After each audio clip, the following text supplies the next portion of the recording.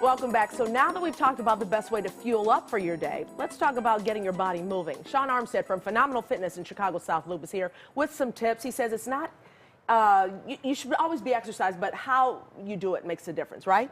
Absolutely. Did I get that right? You did get that right, Mike. Now, first of all, we just did the food segment, Yes. and I was talking to you the other day. Full disclosure, he's my trainer. But we were talking about it's 80% nutrition, Yes, 20% at least.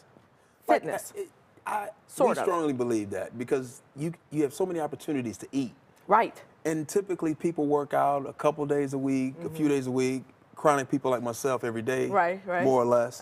But the nutritionist seems to be so complicated as it relates to feeling better, moving better, looking better. It's so much nutrition. A lot of people say, oh, I worked out today, so I can go eat a cake or a big pizza. And they have You're no just messing idea. up everything you have no did. idea. Not only that, not only the sugar, but it's how it throws off our body chemistry and how that has a cascade effect that's more like aging the body and not supporting good health. And let's talk about aging the body. You really should keep moving to keep your body young. Oh, absolutely. I mean, we tend to underestimate and appreciate the need to connect fitness and health and fitness for de-aging the body.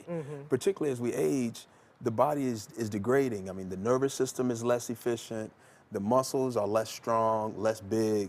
The cardiovascular system is less appropriate in terms of pumping out blood to working muscles. The joints have less cartilage, so the joint is going to be more unstable. If it's more unstable, it can't take loads as much, so you're not as strong. And you just become a mess. Particularly, that seems to be the trend. So let's talk about restoring things, because once you get to a certain point, sometimes you have to say, well, you know, should I keep moving? I'm like this, I'm just going to sit down, or can I restore what I messed up already? Totally. The key is to get in where you fit in, not to do too much, not to do too little, but the first phase in restoring is feeling better.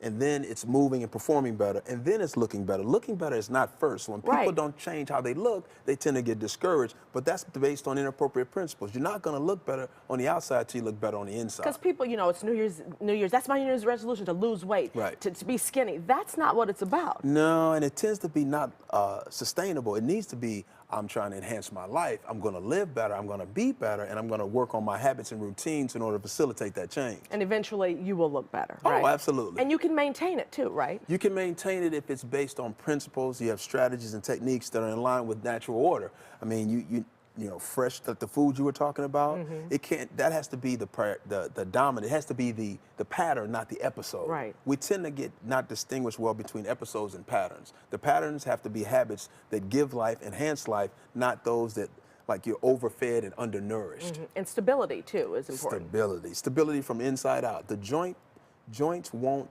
serve you well if they're on unstable ground from a core perspective, from a foot perspective, from a hip perspective, and then the little muscles, like understanding how to work bigger muscles and how to work little muscles that support movement and the big muscles that make movement happen. It sounds so complicated, but that part is on you to tell everybody else how to get that all together, right? That's the value of having a great attorney, a great doctor, a trainer, is people don't know what they don't know.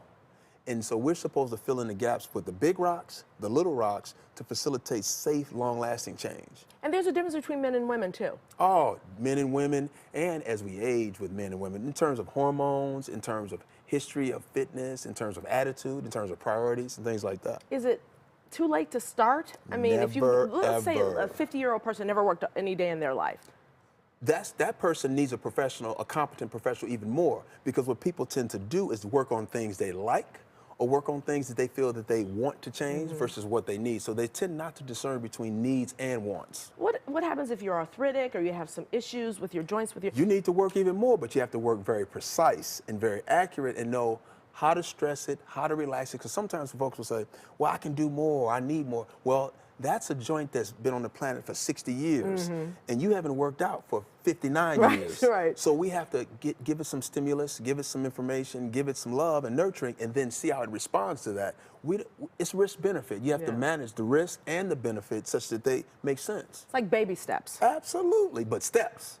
You gotta move. Run. Exactly. Absolutely. Okay, we're talking about it now, but we got some folks who are going to show us how to do it. Some wonderful folks. Okay, when we come back, some moves for everyone. Yes, even you at home. So clear out some space in front of the TV. Get ready to move.